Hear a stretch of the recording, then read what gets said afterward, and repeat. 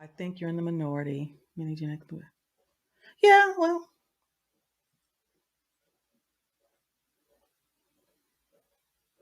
thank you, sweetheart.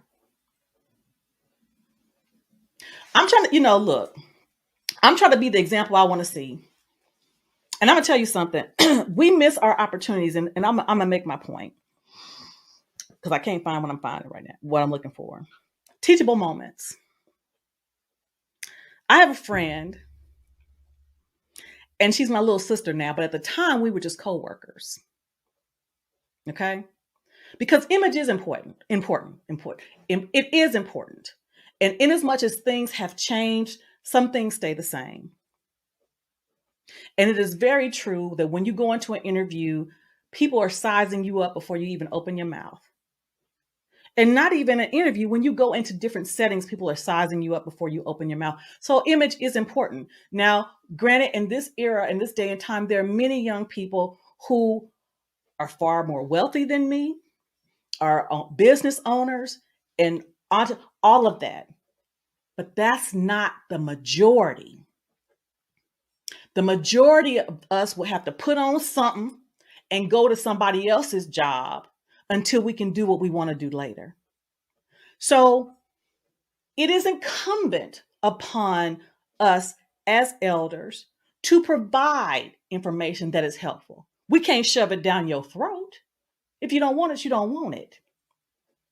But we must. And I'm going to give you an example, but it's the how. It's the how. Check this out. Again, like I said, a friend, she's my little sister now, but at the time she was a co-worker. Bless you. That's my dog. She was in charge. We were at Fort Myer, Virginia. I was a transition services manager, like I told you, for those getting ready to get out of the military. She was over retirement services. It's important to know, for you all to get an idea. Fort Myer is right down the street from the Pentagon. Okay. So many of the military that were retiring were from coming stationed at Fort Myer, Henderson Hall, which is the Marine Corps, the Pentagon. All of them from all areas of the DMV, the DC, Maryland, and Virginia were coming to our location for their out processing briefing. Okay. I was talking about the transition services. My friend, who's a little sister, Courtney, you on the phone talking with her one time when the three of us were talking. She, very intelligent. She's about 10 years younger than me. Very intelligent. And she knew her stuff. But I want you to understand, you got generals, colonels, all ranks, black, white, and in between, coming to this area to get their briefings. Again, the difference between networking is what? Not working. That's the opposite. So she's given this sage knowledge because she knows her stuff. But the way she was dressing was not commensurate with her knowledge, skill, and ability, and it was sending the wrong message.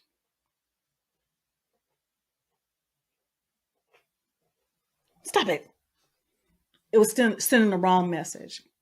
And it bothered me for a while. Because again, I'm watching. I'm looking around because she would brief hers before I briefed mine. So I could see what she couldn't. I could see how the men were looking at her. I could see how some of the women were looking at her. I could see it. And I knew what kind of, because we hadn't become friends, but I knew what kind of woman she wanted to be, and all those kinds of things. So I said, how do I do this? And I asked to talk with her. And I shared my perspective. I shared my perspective with her of what I saw. And knowing what she wanted to do and how she wanted to move her career forward. and how she was hindering herself without even knowing that she was.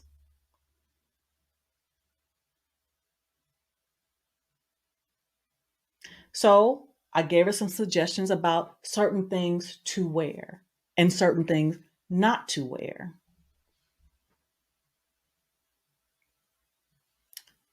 I was nervous because you don't know how somebody's going to receive it because again they don't know. She didn't know me, not really. She had seen me around, but we hadn't made a real connection. But we had worked together, and I was respectful. I was kind, you know. But she received it, and as a result of that, we started to get to know one another more because she had told me at the time that she didn't have any friends at that on the base. It was work and that's it. She didn't, get down with people like that. But we became friends. Then I started helping her with her resume and some other things that I saw that she should do. And guess what? She had been in that same position for 5 years before I got there. Okay. And within a year and a half of me being there, she got promoted and left Fort Myer. Ultimately, went up the chain and was at a higher grade than me in the federal government and still is. To this day, she considers me her mentor. That's how you do it. There was a teachable moment. I didn't talk down to her. I didn't. I didn't talk down to her. She was from New Jersey, and when she would get fired up that accent, I'm like, calm down. Calm down. For my federal civil service, she a GS 15. Okay? When I met her, she was a GS 11.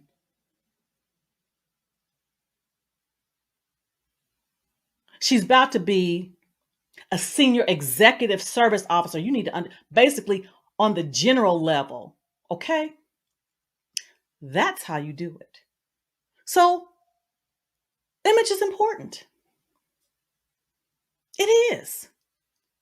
And I feel bad because, see, here, there was a teachable moment that Kevin could have used for this young man because, again, I shout out to Micki-Redd Creates because she said something to me. I said, I got to use that. Men, you do need a suit. I don't care if you agree with me or not. You do. And this is why. Micki, if I'm getting it wrong, I want you to correct me. When I was talking to her, she said her dad used to tell her that she don't need to get with a man who doesn't have a suit.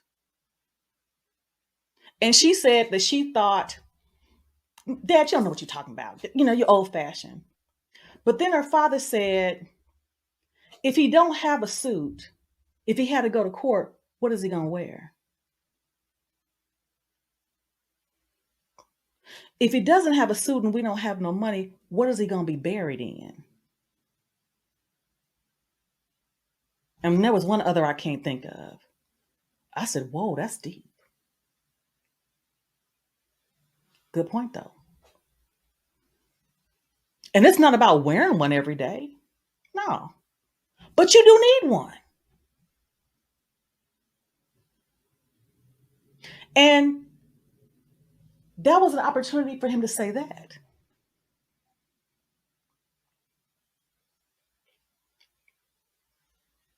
Again, if we are elders, and I am proud to consider myself one, I am.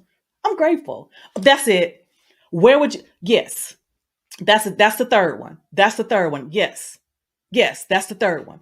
If you don't have a suit, what would you wear to your wedding? Yeah, absolutely. Yeah, that's it. Have one. So for the youngins who are, going ham, nobody need a suit. Yeah, you do. Get over yourself. That goes back to what we were talking about earlier about uh, millennials and zennials that in some instances, when you offer constructive redirection, it's as if it's a personal affront. No, because Micki shared that her father said that.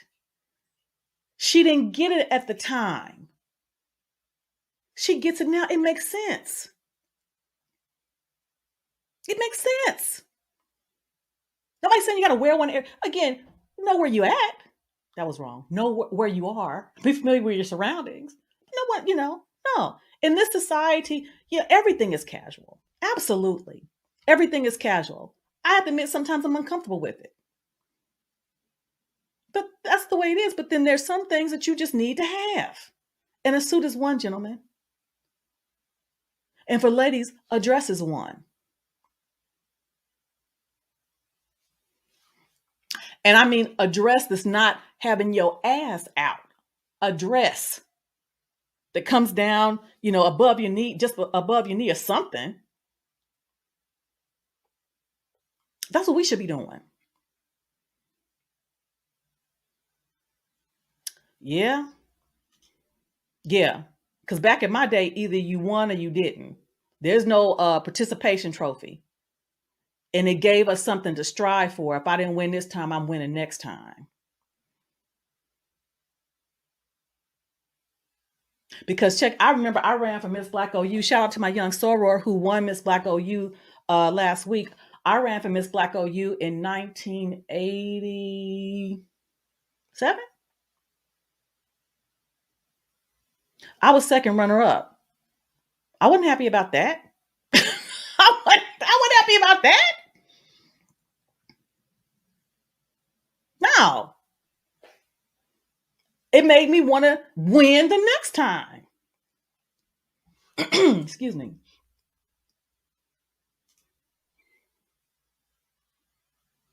But isn't that the goal of effective communication, to make it make sense? Yes. And it's not to be the horse with the big nuts. I got that from my father. That you know everything. That's the problem that I have. And I found it too. I'm kind of not, but yeah. Here we go. Where is it at? Because I was really upset by this, and I did a reaction to it. And the Kevinites came for me.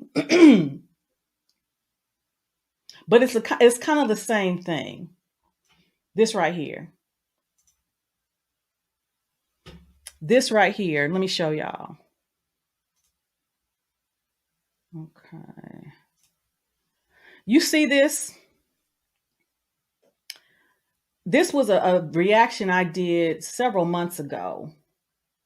This young lady, let me see if I can pull it up. Uh-oh. Messed up. Okay. This situation with this young lady here. I don't know if y'all remember this. When this young lady called in, she was very respectful, very docile, very, that's all I got. Demure, all of that. And all the while that she was agreeing with where he was going, he was okay with it. But the moment she asked a question and said, well, what about, the absent fathers, deadbeat fathers? He lost his shit.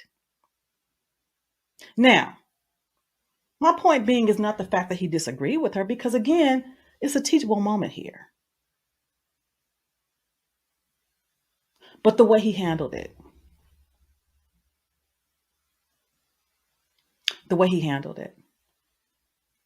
And when I commented on it, because again, there was another missed opportunity for this to grow this young woman, even if you have to correct them.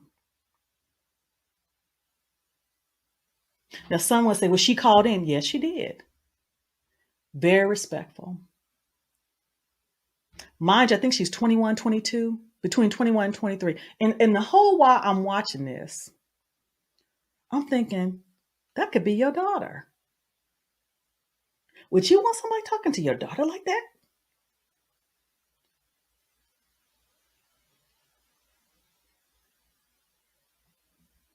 And the Kebonites went in. I'm like, just because someone doesn't agree. See, again, and I'm willing to bet some of them are in that group that I'm talking about. Because you don't agree, you hating. How come you just can't be wrong? How about that? So, what else do I got? That's all I got. But I tell you what, I'm going to drop the link if anybody wants to join me. Because, I just had some things that I wanted to talk about that were on my heart this morning. And I just felt the need to talk about it. Because here's the thing.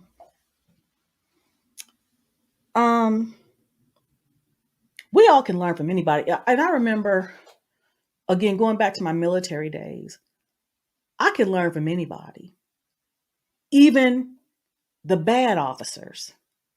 Because if nothing else, it taught me what I don't want to be. I learned from the good ones as well as the bad ones. I'm in this space and because I want to be I'm the change that it says be the change. Be the change. That's how you make it better for the next generation. Uh-oh, I got Rico coming. What up, Rico? He about to grow us. Hey, Rico. Hey, how you doing, TJ? Good, how you doing? I hope I didn't disturb your stream. I just wanted to chat in here, jump in here just for a few minutes anyway, because let me first say I'm proud to hear you speak about it. Because I actually spoke about it the other day. And when I saw it, my heart sank for that young man, Sway. It really did. And I saw it from the beginning. I just stumbled across and I was just watching and I thought it was going well. And Kevin was wrong. He was wrong in the worst way. And, I've been, and a couple of times people have been saying like, the elders, they failed us, this, that. And I've always pushed back against that and said, no, we didn't fail y'all. We did what we did. Y'all didn't want to listen to this or whatever. But when I watched that stream, and let me first take my hats off to the gentleman, Jay Speed. Mm-hmm. He made us proud. Because if you listen to it, he stepped in and he said, Kevin was wrong. That's not what Sway said. He was misrepresented. It couldn't have been my son. Like you said about your nephew, couldn't have been my son. It could not have been one of my sons. I promise you. It was unfair. He publicly demeaned him. He took his dignity, and he owes that young man a public apology. As you said, even from my military experience, you praise in public, you punish in private. Kevin, the part that probably made me the worst, if you go back and watch from the beginning, Sway was actually agreeing with him. So how do you get dressed down for saying, he said, the only thing the young man came into the stream about, Mr. Lee and then was talking about a suit. You will hear through him. He said, yeah, I think you should have a suit, but we're not wearing them every day like we used to anymore. He never disagreed. He actually approached it holistically and said about the behavior. He said how he used to be in the Jordans. He found out they were less important, things like that. And it completely twisted the narrative of what he was saying. And as much as I was disappointed in Kevin, I was also disappointed in the kosher clinician, and I was disappointed in Mr. Lee because they're elders too. So between the two of them and Jay Speed, who's 62, only one of the three elders heard that young man and tried to protect him. So for a space that's about protecting young Black men, why would they let him be eviscerated publicly when he said and did nothing wrong? He did not come into that space with y'all old heads don't know what y'all talking about. He did none of that. Every time they was talking about him, he sat there silently. He didn't open his mouth. He was patient, and they were talking about him as if he wasn't even in the room. You know how hard that is, TJ, to sit there and people talk about you like you're not there and you have to be quiet. It was wrong. It was and he wrong. was respectful. Yes. And and the ultimate way, if anybody watch, you need to watch it in its totality. Kevin said the last thing he said and immediately exited. He would not even stick around for that young man to rebut or have a chance to offer clarity. That was a sign that he was fully disrespectful. He knew he was wrong, and he got out of there before that young man could counter everything he said that he misrepresented him.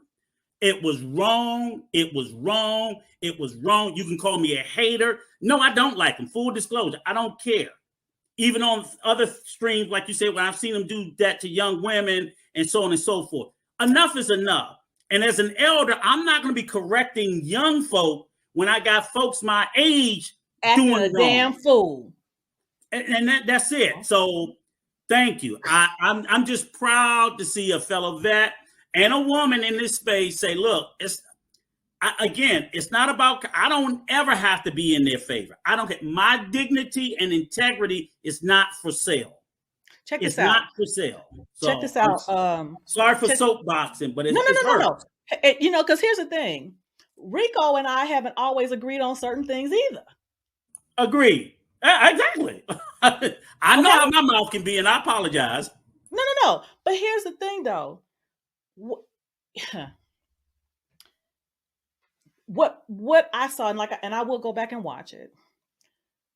The fact, even when he came in talking about Kevin, when he came in to the conversation, he gonna bogart the whole conversation. And Mr. Lisa, wait a minute, Kevin, wait a minute, Kevin. Yep. Thank you.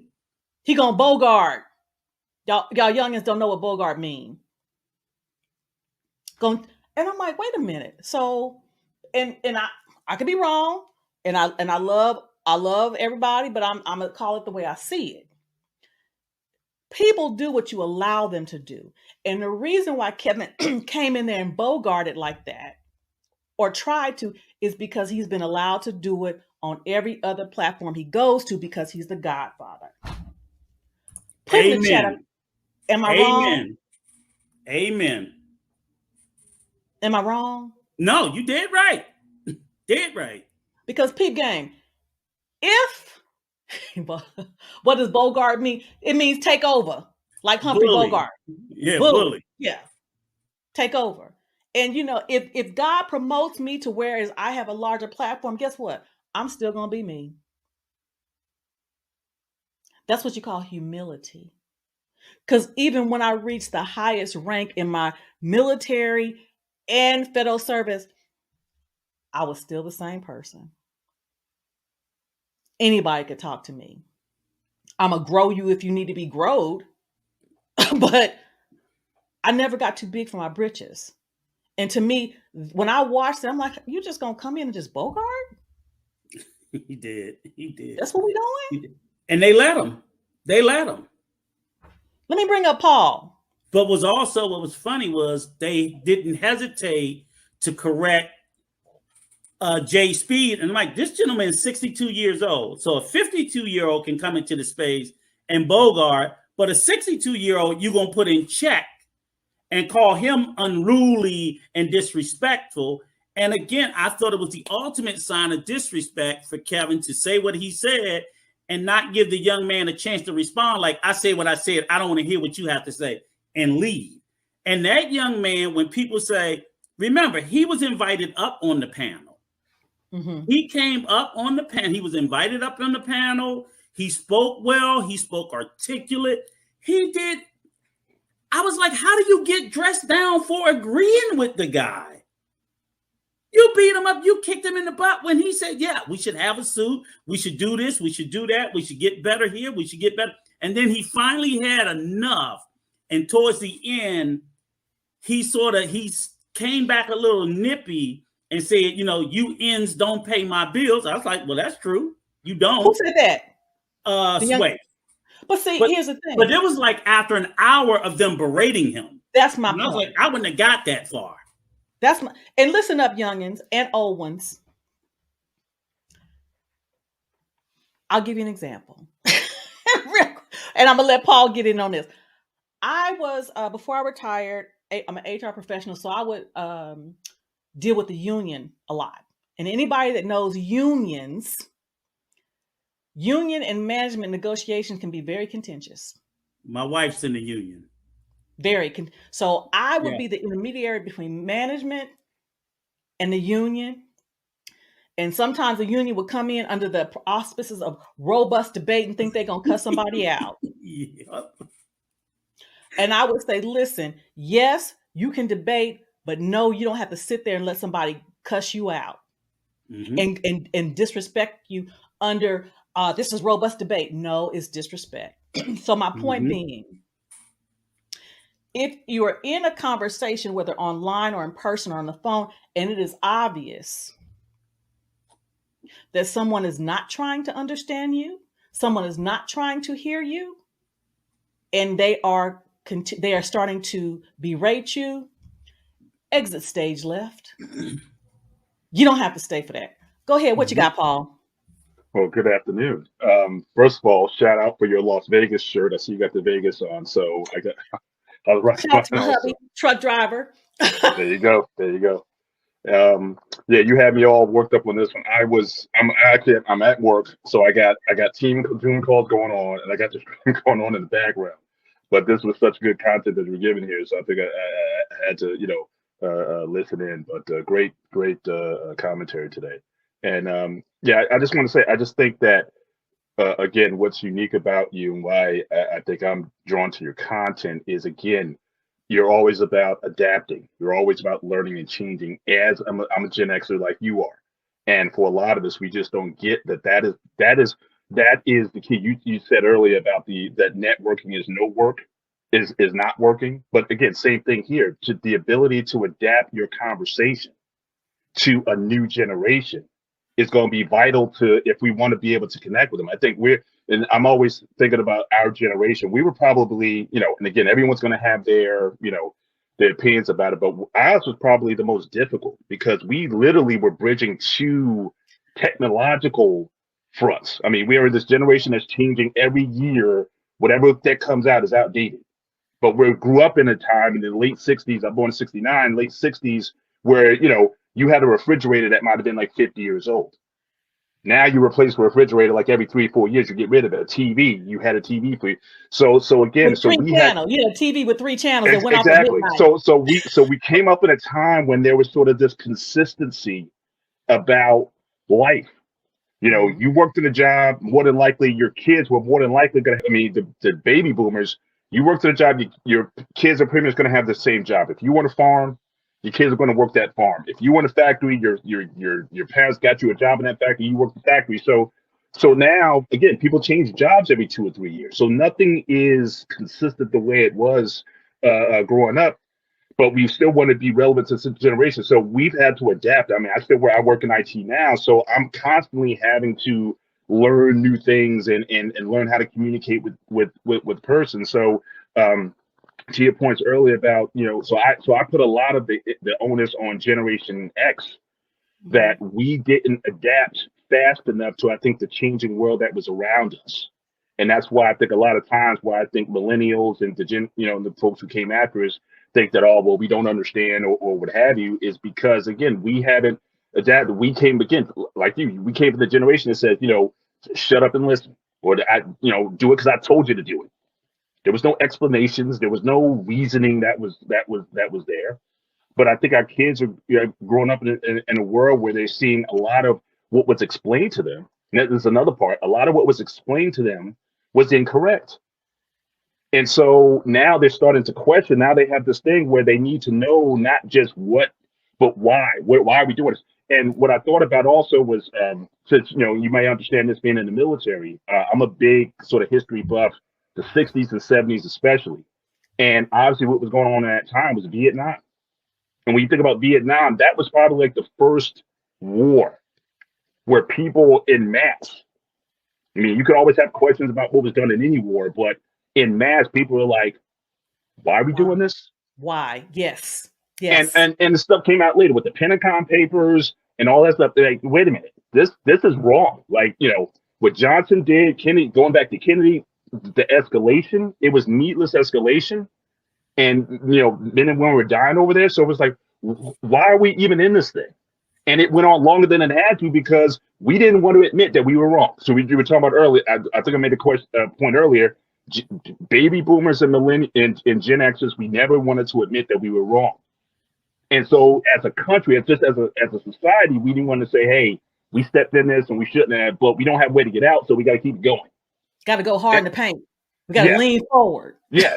And I think for our generation that came out, I thought we started to question, and then people coming after us. If you want to be effective, if you want to communicate, you have to be able to show a result of something. Like this is why it's in your best interest. Not because I told you so, or you get a whooping if you don't. But this is why. I mean, on their level where it adds value.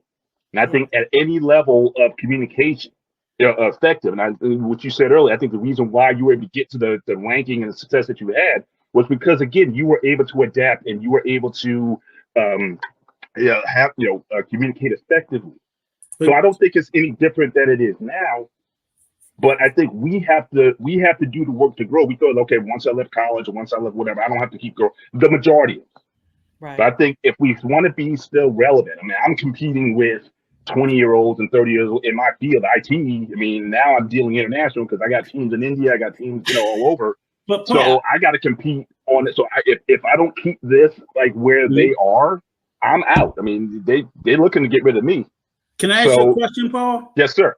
Because what I don't want to get lost on is, and again, I think that everything you said is spot on. I'm the last of the boomers, 64. Mm-hmm. We didn't know it either. That was the big thing. Like I always try to tell people, I said, I hate where people of my generation tell these young folks, oh, we respected our elders. And I tell them all the time, that's not true. That's a lie. We didn't respect our elders. What we did not do is we refused to disrespect our elders. That's the difference. That's the key. Because when I was 20, I no more wanted to listen to the older generation than these 20-year-olds. So I'm like, stop projecting like we were some super well-behaved kids and we did everything perfect, because that's not true. I would not disrespect my elders because I knew there were consequences. But I would just sit there, quiet, tune them out, didn't even hear half of what they said, and went out there in them streets and found out the hard way, as they say, bump your head and bump your behind.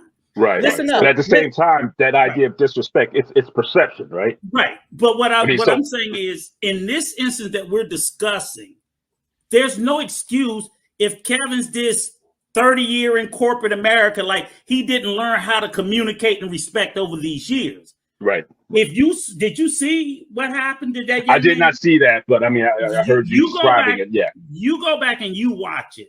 There is zero excuse for anything he said and did. He like TJ said, he bogarted into the conversation, and one of the first things he asked, or the second thing he asked, like he always asked, "How old are you?" Like, what does that have to do with anything? Because you're setting a stage for this young man to be disrespected before you said anything. I'm 52 years old. You 23. We know, how it's not even relevant to the conversation. So you don't even have to demean his lived experiences based off the number of years he said. If he had came in and said something crazy, then you ask the young man, well, how old are you because of what you said? But he didn't do any of that. He set the table that way. He leaned in. And all I'm saying is, I'm 58. In all my 35, 40 years in corporate America, I started out in the mailroom, 3-piece suit and tie. Mm-hmm. Business casual 20 years ago. I'm like, they keep talking about a suit. Hell, you go to Macy's, you go to the men's section, you got maybe 12